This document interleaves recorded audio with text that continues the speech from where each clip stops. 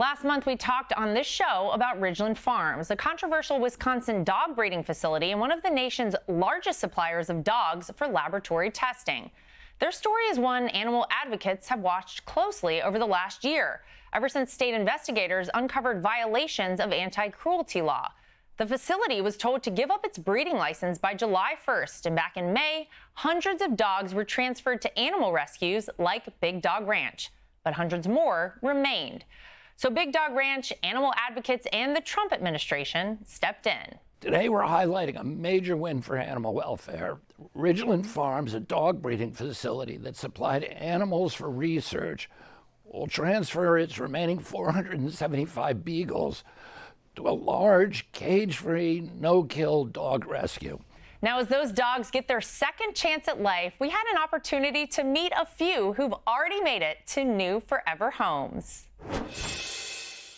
Well, Robert, I'm so curious how Paws of War ended up as part of the Ridglan Beagle rescue. I think a lot of people follow this story, but how did you guys get involved? So right after Big Dog Ranch was able to successfully get their freedom released, we were able to take 10 into our care. And it was just a very rewarding opportunity for this organization to be part of that. Yeah, and to have the opportunity to then pair them with people who have served our communities and our country is even more exciting. And I know we have some folks over here. Mike, great to meet you. Nice Thank to meet you you so much. You have Gus here, and I know that you served in New York with the NYPD for quite a long time. And then, okay, John, I know that you served our country in the Navy. Thank you for your service. Yes, and you have Charlie, and Charlie is a name that's special to me because I had a dog named Charlie who we lost in February, but Charlie looks right at home here. And this is Lioness. And Ed, I know that you and your wife served in New York City as officers as well for a long time. We're grateful for all you did.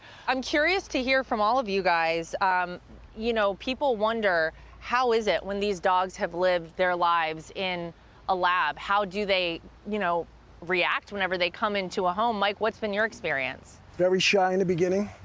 So we were very slow with him, quiet, showed hands, and we've had him a month, and he has done 180 degrees. He's jumping on us. He's really adopted well, but a little skittish in the beginning, and you know, you feel bad. You hear the story and you see the videos. It's disgusting, and he's really come a long way. Yeah, and I know you've only had Charlie for about a week. Yes. But he looks very comfortable. So I don't know. It seems like it's going well, John. It's going well, yes. Yeah. Yes, it is, yes. And credit to his older brother, Beans, the Beagle Basset. He just follows his routine, and they're inseparable.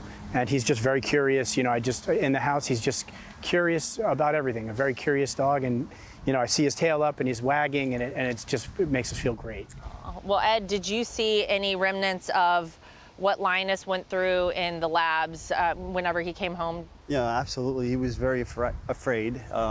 He's never walked on thick grass before, and it was like he was walking on snow and lifting his legs, and he's like, what's this? He's never ascended stairs before, but now he does that. He's got the roam of the house, and now you can see his personality has changed, and he's a much happier dog than he was, but he's still getting used to the sounds and sights of the city. Yeah. Well, I want to say to all three of you guys, thank you. Thanks for not just adopting, but especially adopting these dogs. It's so amazing that they're getting another chance at life. All right, Robert, so this is Paws of War. Tell me generally about what made you want to start this organization and why it's different than other rescues.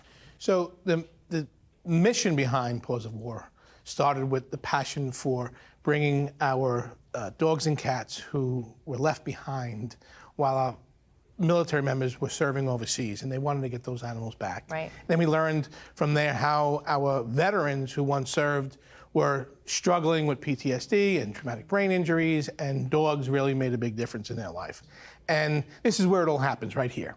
So in the 10 years, we probably saved over 3,000 animals. Wow. The lives are being changed on both ends of the leash, and they really are. It's making tremendous, tremendous strides, and that's why we wake up every morning knowing we can do it again. So Robert, obviously we have all of the beagles that you guys just got this week from Ridglan here at your facility. It's gonna take a while though for them to become normal dogs, right? But I actually think people may be surprised how well they'll adapt. So, right, so they right now don't even know they're dogs. They come in, they're coming from a very, very difficult environment. But as we transition them to the families, as we've seen with the adopters, they're coming around. When you see them and they're shut down, that's how they lived. Right. They lived like that. They weren't dogs, they were products. We see them from shaking and not knowing if we're going to hurt them.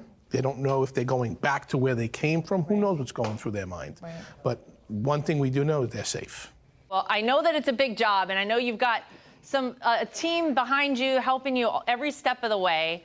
So we have Jody, you're in charge of adoptions, and Ray, you're in charge of the veterans program, right? Correct. So tell me, Jody, about Paws of War, about what you do here, and about how fulfilling the process is to see the change on both ends.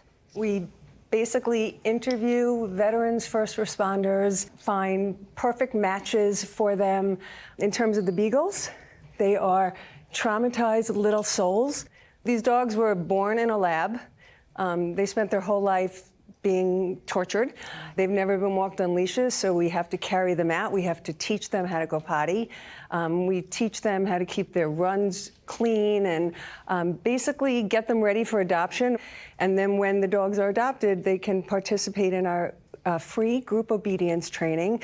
Our adopters go home with hundreds of dollars worth of supplies, and they make lifelong friends. So it's not only about adopting the dog, but it's making relationships, and that's where our program is so different. We build relationships.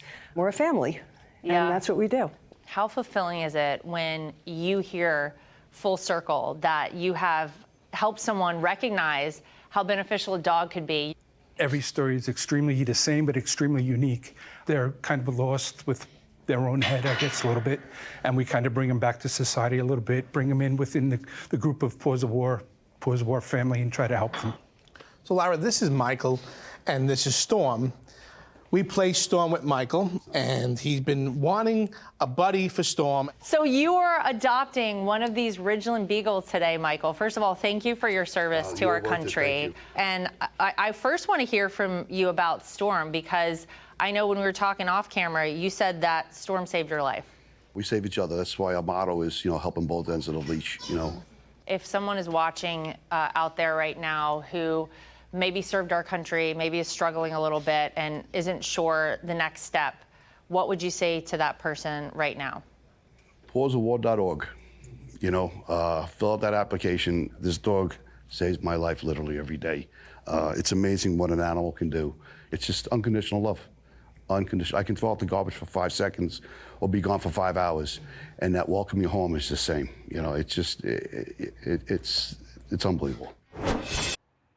Be sure to like and subscribe for all the Fox News latest on YouTube, and catch full shows streaming now on Fox One.